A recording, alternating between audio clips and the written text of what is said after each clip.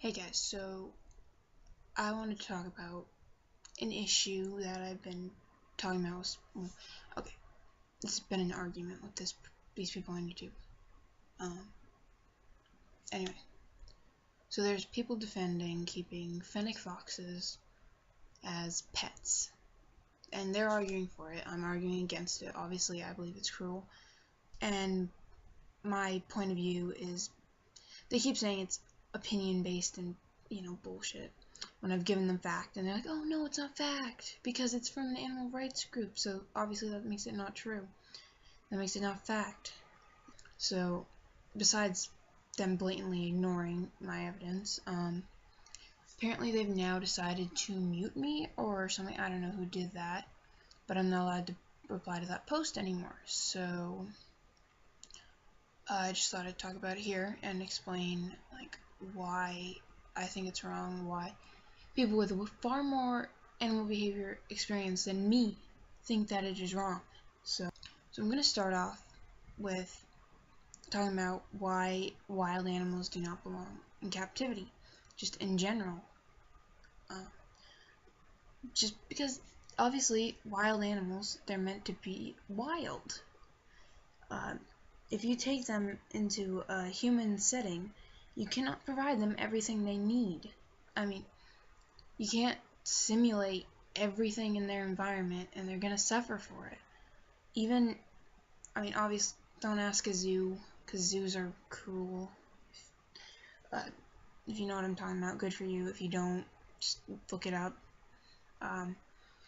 because that's a whole nother issue I'm not getting into right now. But ask any people, if you watch Animal Cops, they'll say when they rescue a tiger or something and they put it in a rescue center, they'll say you can't simulate the wild behavior of a tiger. You can't make it feel like it belongs. You know what I mean, I hope. They say it's a shame that they have to be in captivity because humans were so selfish to breed them to begin with, because they wanted to have a status symbol or whatever. So that goes for all animals. If you've seen orcas, obviously they suffer. I don't know if you know about the trend a couple years ago was sugar gliders. So everybody was buying them, and now nobody cares. Everybody's like, oh yeah, those were so last year or whatever. I don't know. But anyway, a lot of them ended up being abandoned or taken to shelters or just being left on the side of the road or whatever, because people thought, oh yeah, it's so cute, let me adopt it and not adopt it, buy it and take care of it. And then they realized, wait, it's a wild animal, it's not a pet. And then they couldn't take care of it. They didn't have the ability to take care of it. So obviously when I'm talking about wild animals in captivity, I'm gonna exclude when an animal has to be kept in captivity, like what I said about backyard breeders or whatever, when they breed wild animals and you can't you can't release them back into the wild, so you have to keep them in rescue centers. That's not what I'm talking about. Or when you find an animal on the side of the road, it's about to die, and if you watch Unlikely Animal Friends or whatever, they talk all the time about how they find animals and then they take them in because they have nowhere else to go. A lot of them do get released back into the wild though, but obviously I'm not going to count those because those are exceptions. So we're just talking purely about owning a wild animal that you've bred or bought to just for the hell of it, basically. It's not right. These animals aren't domesticated. A lot of people, I hear this argument. Actually, they keep saying it. Blah. What about domestic animals? They suffer too, blah, blah, blah. Everybody says the same freaking thing. So domestic animals. So they were tamed, I don't know how many years ago, tons of years ago. It's different for every animal. But all of them, most of them were domesticated for a purpose, like dogs for protection, and horses for transportation. Cats, I think, were to hunt mice and stuff. I'm not entirely sure on the cat thing, so don't quote me on that. But yeah, so they were bred for a purpose, so they didn't suffer. They had a job to do, and people, it was a mutual benefit for everyone. So obviously, now we don't really need dogs for, a lot of dogs aren't used for protection anymore. A lot of them do suffer. A lot of horses are just used for entertainment. They suffer a lot. You know, that sort of thing. But there's nothing we can do about it but to improve their lives as best we can. Because even if we wanted to turn them wild again, we couldn't really do it because they've had the wildness so bred out of them. They have instincts left, yes, but they don't have that ability to survive in the wild anymore. And even if we wanted to release them back, we couldn't because there's no place in the ecosystem for them. And plus, they just run rampant. I mean, look at the stray dogs now. They just breed and breed and breed. And the mustangs that are being rounded up because ranchers want the land. But again, another issue. So purely back on this. The reason, as near as I can tell, that fennec foxes and similar animals are being put into captivity to be pets is that they're cute. Like, you go out, you see fennec fox, you're like, oh my god, I'd love to have that. It's so cute, I want it. And, you know, fine. Think it's cute, blah blah blah, whatever. Everyone thinks they're cute. Yeah, think they're cute and want one all you want, but don't go out and, like, get one. Because it's not, first of all, you're likely not going to have the ability to take care of it. You're not going to understand it and its behavior and everything. Second of all, you're taking it away from everything that's natural to it. Even, like, ones that you buy from breeders. So, even them, they're captive bred and raised, but somewhere along one of their ancestors, be it parent, grandparent, whatever, they were taken from the wild, kidnapped, essentially. Kidnapped. You get that joke? Essentially, they were kidnapped, and it wasn't that long ago because these animals aren't domesticated. They're just being tamed, essentially. And tamed and domesticated is not the same thing, obviously. Tamed just means, you know, they can be around humans and whatever. Domesticated means they're used to being around humans, they're bred for it and all that. Basically, you see a tiger at, we'll say a rescue center because I don't like zoos.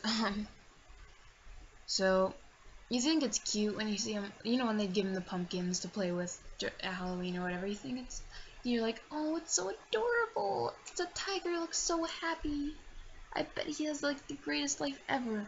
When in reality, you can provide an animal all the mental stimulation you want, it's still not going to be the same. Like, they can't go out and hunt, they can't do anything that they were born to do. Like, I'm using tigers as an example. Like, in the wild, they'll hunt and kill and, you know, explore territory and claim territory and all of that stuff. That's completely natural to them. In captivity, they don't have that at all.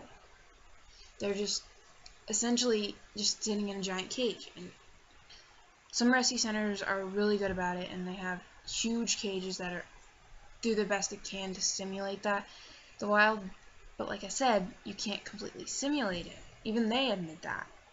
And they're experts with way more knowledge than me, or probably anyone on YouTube. Listen to me, I can understand, because, you know, what do I know?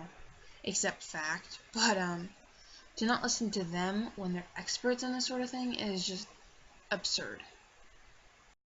And I'll compare the animals to humans, because that's what I always do, because it's okay when it's animals, but it's not okay when it's humans. Imagine,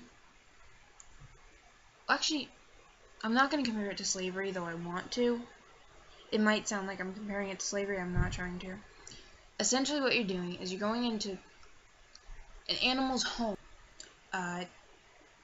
stealing them or their children. taking them back with you just so that you can have, oh, a fluffy little fox or whatever. And it's incredibly cool because you're depriving that animal of everything that it knows and everything that comes naturally to it just for your own satisfaction. And it's wrong, really. Like, you don't have to be an incredibly ethical person to see it. It helps if you are, but at least for me, it's just obvious. So, animals suffer psychologically in ways that we don't see, and like one argument, I'm not gonna name any names, but anyway, they know who they are. So one argument was, oh, my vet says he's psychologically fine, he's a wildlife expert or whatever. Your vet is not an animal behaviorist, is she? No. She's a vet. She knows physically what's wrong with animals, not psychologically, not mentally. That's like if you go to a doctor for a checkup and they're like, yeah, you're perfectly healthy in your mind because your body's healthy. So it's just ridiculous to say that that's the same thing at all. I'm sure I'm gonna get people in the comments being like, you're an idiot, they're so cute, we need them. But, oh yeah, another thing I wanted to say. This person was saying, you just want to take away my freedoms and take away my fox. First of all, don't want to take away your damn fox because it's too late now. There's nothing that can be done for him. Second of all, your freedom? Like, are you kidding me right now? Your freedom. Like, does freedom, do you even know what freedom means? Because you're taking away the fox's freedom. Like, you're taking a wild animal and being like, you're going to be my pet. I'm going to keep you as a prisoner in my house because you're cute. So, don't even get started on the freedom thing because it just makes you look stupid.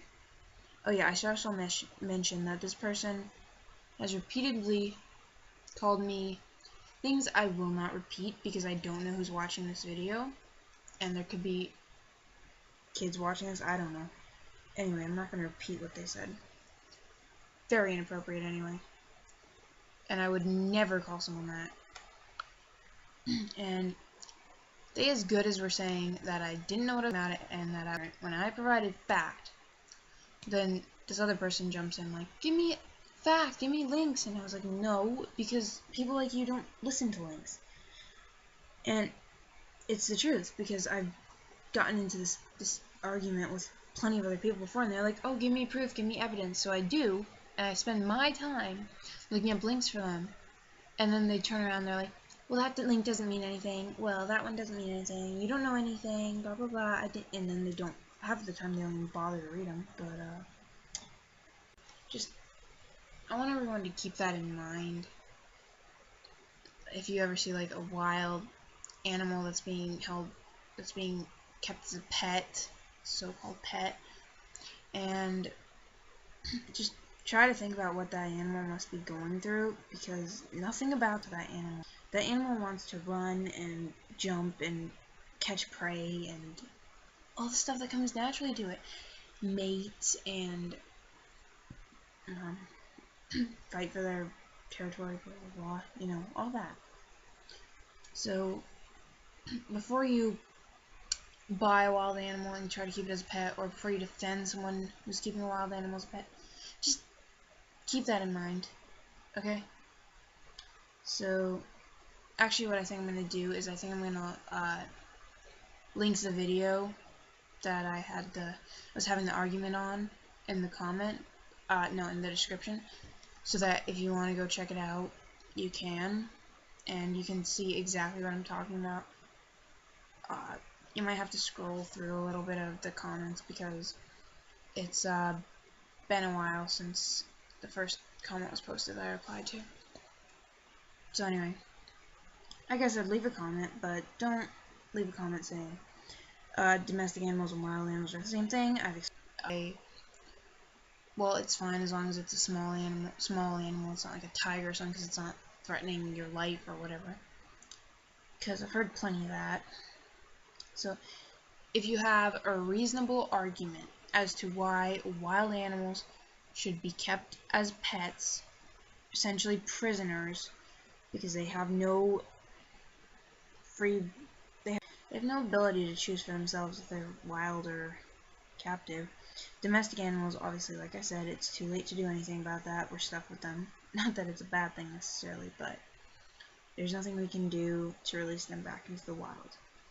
If you have a legitimate reason as to why wild animals should be kept in captivity, leave a reply or leave a comment, and I'll try to reply to it and tell you why whatever you think is factually and morally wrong, because wild animals just should not be kept as pets. It's as simple as that.